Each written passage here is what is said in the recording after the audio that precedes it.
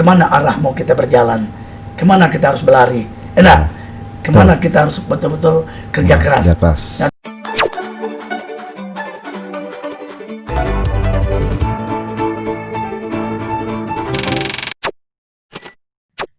sebelum kamu menonton video ini, tekan tombol subscribe, nyalakan lonceng notifikasinya, like dan share ke teman-teman kamu. Perekonomian masyarakat kawasan pesisir, maka memang harus ada beberapa pendekatan yang harus kita lakukan seperti ini. Kenapa? Karena memang kalau kita tidak melakukan pendekatan pembangunan khusus terhadap para nelayan ini, saya pikir tidak akan tercapai target kita untuk mempercepatkan pembangunan di sektor para nelayan, ekonomi para nelayan. Maka itu saya pikir yang pertama tentu memang setiap program yang kita buat dengan nelayan harus kita penuh dengan pengkajian, kemudian perencanaan dan pelaksanaan serta pengawasan. Tak bisa kita biarkan begitu saja. Kalau kita pengkajian, karena berbagai nelayan ini kan meskipun mereka nelayan, karena masing-masing daerah itu punya spesifik terhadap kegiatan mereka. Ada kegiatan budidaya, ada kegiatan tangkap dan sebagainya. Nah, maka itu harus ada pengkajian. Nah, dari pengkajian itu nanti kita akan mendapat hasil bagaimana langkah kita untuk membuat rumusan-rumusan atau konsep dalam membangun kawasan pesisir di kawasan nelayan ini. Dari beberapa pengalaman, saya pikir pertama yang harus kita memang menanamkan bagaimana peran para nelayan ini membangun, memanajemenkan diri mereka, terutama manajemenkan diri mereka sendiri. Arahnya ke situ, Pak ya? Ya. Nah, memanajemenkan sendiri ini tidak gampang. Artinya bagaimana merubah mindset mereka. Menjadi nelayan tradisional, menjadi nelayan modern. Nah, kemudian kita juga harus tahu yang mereka kelola itu dari aspek nelayannya di bidang apa? Apakah mereka memang budidaya apa? Budidaya ikan kerapu atau budidaya teripang dan sebagainya. Itu perlu pengkajian. Perlu pengkajian. Nah, setelah pengkajian itu kita buat perencanaan langkah-langkah yang mau kita buat. Ada langkah buat, baru kita pelaksanaan. Apakah dia memang di kawasan ini kita terapkan, ini kawasan yang cocok untuk masalah teripang. Maka kawasan itu kita coba masyarakat di sekitar itu harus kita pacukan menjadi betul-betul nelayan teripang. Di sini umumnya budidaya kerapu, maka dia harus betul-betul dipersiap. Jadi memang harus sistematis harus kita lakukan. Selama ini kan tidak sistematis, di sini juga bercampur, di sini juga bercampur. Coba ada pemetaan ini sebenarnya, supaya betul-betul pemerintah tidak repot dalam mengelola seperti ini. Jadi setiap tahun kita sudah tahu nelayan teripang ini 1 tahun akan mengalami panen. Maka sebelum panen 1 tahun, 3 bulan atau 4 bulan sebelum panen, mereka sudah tersedia marketnya. Market untuk penjualan. Saya pikir pemerintah punya political will dalam persoalan ini. Nah, kalau masalah kerapu, kerapu pun juga persoalan menjadi masalah setelah pandemi ini. Setelah COVID-19, pemasarannya menjadi bermasalah kan gitu. Harga turun sama sekali. Jadi ini juga harus kita cari solusi. Ada solusi bagaimana kita untuk menyelesaikan masalahnya. Barangkali ada political pemerintah mencari partner yang datangnya dari luar seperti Hong Kong dan sebagainya untuk mengantisipasi tentang hasil produk kita. Tetapi ini semua setelah kita mempersiapkan, setelah kita merumuskan, dan rumusan itu harus kita laksanakan. Artinya harus kita implementasikan ke tengah-tengah kehidupan masyarakat nelayan dari berbagai aspek yang harus kita lakukan. Nah, ini saya pikir kita banyak dana, jangan dana pemerintah saja yang harus kita pikir, dana swasta, banyak perusahaan-perusahaan besar yang barangkali mereka punya CSR yang bisa membantu tentang pendanaan untuk menguatkan ekonomi masyarakat nelayan ini. Kemudian memang dalam hal ini pemerintah harus bersinergi dengan LSM yang bergerak di bidang penguatan kelautan ini, Jadi mereka ini memang harus bersinergi sebagai mitra, Pak ya? Sebagai mitra supaya pesan-pesan pembangunan terhadap nelayan oleh pemerintah itu mampu diterjemahkan oleh LSM kepada masyarakat, sehingga masyarakat paham dalam masalah ini. Selama ini seolah-olah, mohon maaf, kita beri bantuan, tapi bantuan itu kadang-kadang tak maksimal juga. Kenapa? Karena di lapangannya tidak ada yang merupakan yang mampu memberikan bimbingan dan sebagainya. Enak. Akhirnya ada kadang-kadang bantuan juga salah dijual dan sebagainya, dapat dijual dan sebagainya. Itu sering terjadi, sering kita temui di lapangan. Kenapa? Karena peran pembinaan kita masih lemah. Kenapa? Karena memang mungkin kita belum bekerja sama dengan mitra kerja dengan LSM yang bergerak di bidang kelautan. Iya Pak, memang selama ini memang kerjasama ini yang dibutuhkan mungkin itu di pemerintah Pak kan. Nah, kita memang tadi memang sudah disampaikan bagaimana kita merencanakan dan merumuskan kemungkinan mungkin dalam waktu dekat ini ya, mungkin yayasan yang akan mencoba tuh Pak ya, mencoba untuk membuat berbentuk lokakarya atau workshop untuk merumuskan dan mengumpulkan.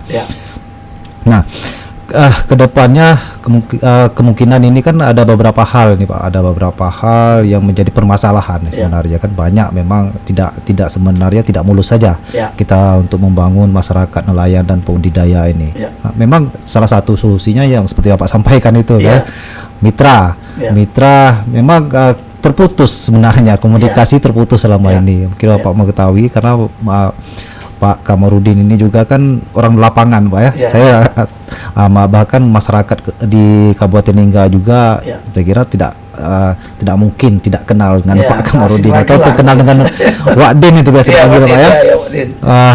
Nah, kita juga mengetahui Pak, mungkin dalam tahun 2021 ini mungkin Bapak merupakan salah satu yang merupakan salah satu di dalam tubuh Partai Golkar sendiri ya, karena kebetulan 2021 ini Pak Ansar merupakan gubernur yang dipilih masyarakat kan, karena saat ini memang KPU belum melantiknya. Mungkin harapan Bapak terhadap gubernur yang akan terpilih nanti, karena Bapak sebelumnya sudah di DPRD Pak ya, di Provinsi Kepulauan Riau, melihat dan mendengar kan sudah terbiasa dengan kondisi Kepulauan Riau. Pak Ansar mungkin ini tahun ini merupakan tahun pertama dia berada di Provinsi Kepulauan Riau, sebelum di Kabupaten Bintan. Mungkin harapan Bapak terhadap gubernur terpilih, terhadap Pak Ansar ini, apa yang harus dilakukannya, seperti apa gitu Pak? Saya pikir begini, memang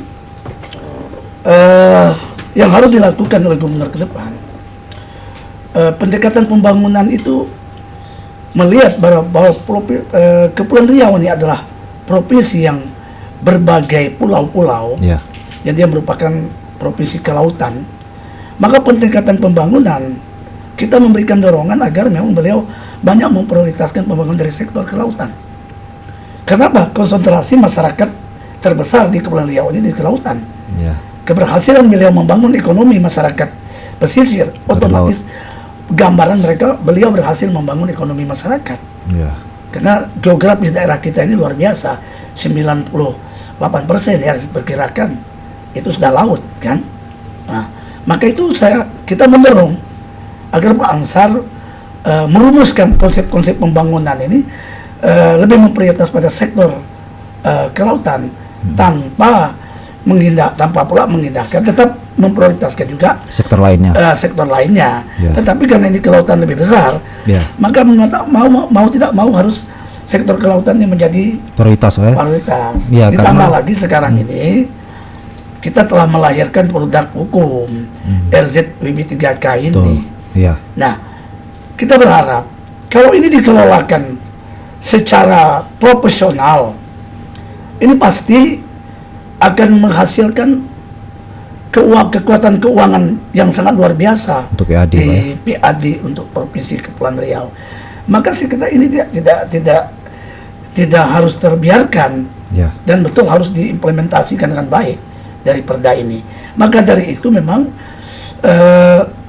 Pak Ansar yang jadi gubernur, kita memberikan masukan, terutama elemen-elemen Golkar yang berada di DPR, tetap akan memberikan masukan kepada Pak Ansar. Diterima atau tidak itu urusan dia kan. Tapi urusan kita adalah memberikan masukan agar pembangunan di sektor kelautan ini harus menjadi prioritas yang seimbang. Kenapa? Karena kalau tidak, kesejahteraan masyarakat di wilayah pesisir akan terbiarkan. Gambarannya kan sudah saya sampaikan tadi seperti itu. Mampu berhasil meningkatkan ekonomi masyarakat di kawasan pesisir, otomatis dia mampu membangun ekonomi masyarakat Kepulauan Riau. Itu gambarannya. Ya. Ya kan? Maka itu ada beberapa rumusan yang saya katakan, rumusan budidaya itu harus betul-betul sistematis dan profesional. Ya. Kemudian rumusan nelayan tangkap.